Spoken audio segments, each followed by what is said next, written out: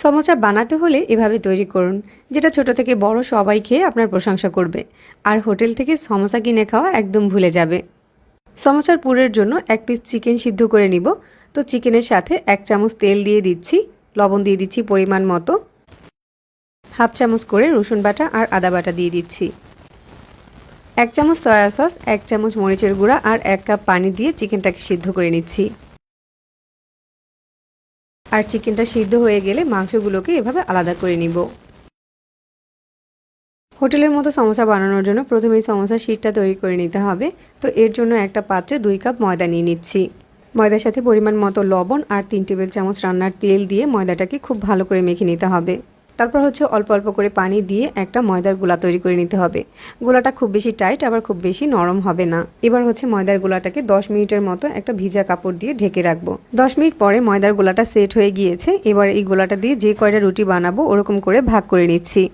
এরপর একটা গোলা বোর্ডের উপরে নিয়ে উপরে কিছুটা ময়দা ছিটিয়ে এটা দিয়ে ছোট সাইজের একটা রুটি বেলে নিতে হবে। প্রথমে সবগুলো রুটিকে এভাবে ছোট করে বেলে নিতে হবে। সবগুলো রুটি বেলা হয়ে গেলে একটা রুটির উপরে তেল ব্রাশ করে দিচ্ছি আর উপরে কিছুটা ময়দা ছিটিয়ে দিচ্ছি।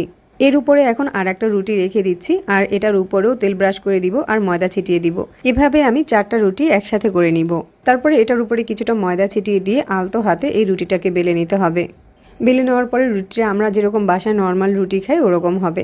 তো রুটিটা বেলা হয়ে গিয়েছে। এবার এটাকে একটা তাওয়ার উপরে সেঁকে নিচ্ছি। একটা সাইড কয়েক সেকেন্ডের মতো সেঁকা হয়ে গেলে অপর সাইডটাকে উল্টে দিব। রুটির দুটো সাইডই সেঁকা হয়ে গেলে এভাবে করে রুটিগুলোকে আলাদা করে নিতে হবে আর এই কাজটা রুটিটা গরম থাকা অবস্থায় করে নিতে হবে। এখানে আমি বেশ কিছু সমোসার শিট তৈরি করে নিয়েছি।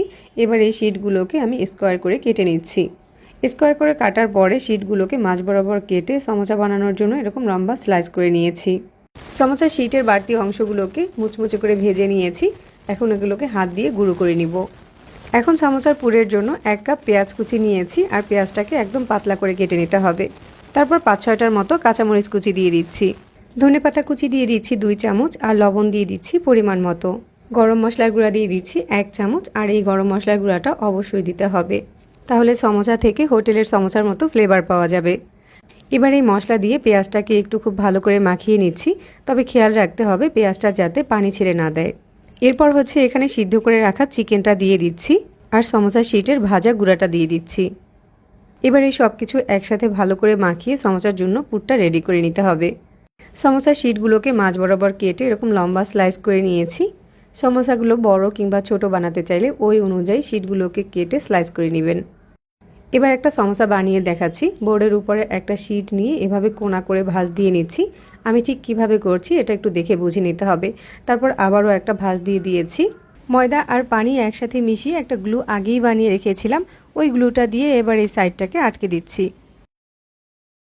এরপর এই কোণের ভিতরে সমোসার পুরটা দিয়ে দিচ্ছি আর পুরটাকে হাত দিয়ে একটু চেপে দিতে হবে। তারপর শিটের বাড়তি অংশটাকে ময়দার গ্লু দিয়ে আটকে দিতে হবে, তাহলেই একটা সমোসা তৈরি হয়ে যাবে। সমোসা তৈরি করা কিন্তু খুবই সহজ, 1-2 বার চেষ্টা করলে এরকম পারফেক্ট সমোসা তৈরি করা যাবে। তো এখানে আমি বেশ কিছু চিকেন সমোসা বানিয়ে নিয়েছি। এবার এই চিকেন সমোসাগুলোকে এই অবস্থাতে আপনি যে কোনো এয়ারটাইট জারে ভরে ডিপ ফ্রিজে প্রায় 3 মাসের মতো সংরক্ষণ করতে পারবেন। আর সামনেই যেহেতু রমজান আসছে, তো কিছু কাজ আগেই গুছিয়ে রাখলে রমজানে খুব বেশি একটা কষ্ট হয় না। এবার সমোসাগুলো ভাজার জন্য কড়াইতে তেলটাকে হালকা আঁচে গরম করে নিয়েছি। তেলটাকে কোনোভাবেই ওভারহিট করা যাবে না, হালকা আঁচে রেখেই এভাবে সমোসাগুলোকে দিয়ে দিতে হবে। চুলার আঁচ বাড়ানো থাকলে সমোসাগুলোতে কিন্তু খুব দ্রুত কালার চলে আসবে আর বারবার উল্টে পাল্টে সমোসাগুলোকে ভেজে নিতে হবে। একটু সময় নিয়ে সমোসাগুলো ভাজার পরে যখন সমোসাগুলোতে এরকম সুন্দর একটা কালার চলে আসবে তখন এগুলোকে তেল ঝরিয়ে উঠিয়ে নিতে হবে। এ পর্যন্ত আমি যতবার সমোসা বানিয়েছি সবচেয়ে কিন্তু এই সমোসাটা খেতে বেশি মজার হয়েছিল। আর সমোসাগুলো আমি যখন থেকে বাসায় তৈরি করা শুরু করেছি তখন থেকে আমার বাসার কেউই কিন্তু আর হোটেল থেকে সমোসা কিনে খায় না।